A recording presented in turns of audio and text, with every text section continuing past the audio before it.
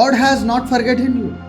నువ్వు అనుకుంటూ ఉన్నావా దేవుడు నిన్ను మర్చిపోయాడు అని?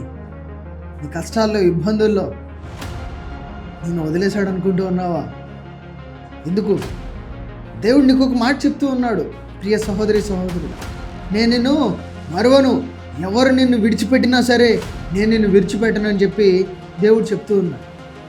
మరి వాక్యలేఖనంలో దేవుడు ఏం చెప్తూ ఉన్నాడంటే, యెషయా గ్రంథం 49వ అధ్యాయం 15వ వచనంలో మనం చూస్తే, స్త్రీ తన గర్భమున పుట్టిన బిడ్డను కరుణింపకుండా తన చంటి పిల్లను మరచునా? వారైనా మరచుదురు గాని నేను మరువను.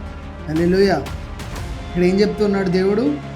వారైనా మర్చిపోతారేమో కానీ నేను నిన్ను మరువనని చెప్తూ ఉన్నాడు. ఇక్కడ మనం ఒక చిన్న పలువు జ్ఞాపకం చేసుకోవచ్చు.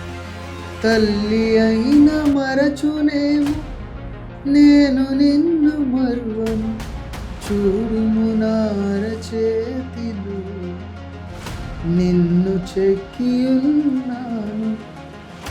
అంత చక్కటి వచ్చిన ఈ వాక్యంలో నుంచి ఆ పాట వచ్చి, తల్లి అయిన మరిచినేమో కానీ నేను నిన్ను మరువనని చెప్తున్నాను. ఈరోజు నాకెవరూ లేరు అని దేని స్థితిలో నువ్వు కూర్చున్నావా? ఒంటరితనంలో ఉన్నావా? ఏడుస్తూ ఉన్నావా? సమాధానం రావట్లేదా? దేవుడు నీతోనే చెప్తూ ఉన్నాడు, నేను నిన్ను మరువలేదు. నా కుమార్తె, నా కుమారుడా, నువ్వు అడిగింది ఆలస్యం అవ్వచ్చు, ఇబ్బందుల్లో ఉండొచ్చు, కష్టాల్లో ఉండొచ్చు, నాకెందుకు ప్రభువా అని మాత్రం అను. ప్రభువా, నన్ను పరీక్షిస్తున్నందుకు నీకు వందనాలు, నన్ను జ్ఞాపకం చేసుకుని నీ ప్రత్యేక దృష్టి నాపై నుంచినందుకు నీకు స్తోత్రాలు ప్రభువా అని జ్ఞాపకం చేసుకో. దేవుణ్ణి అడుగు, ప్రభువా ఈ పరీక్షను గెలవడానికి నాకు సహాయం దయచేయని అడుగు.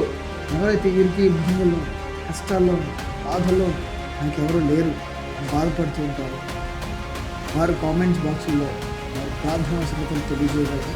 వారి కోసం ప్రత్యేకించి ప్రార్థిస్తాం. అందరికీ ప్రయత్నం.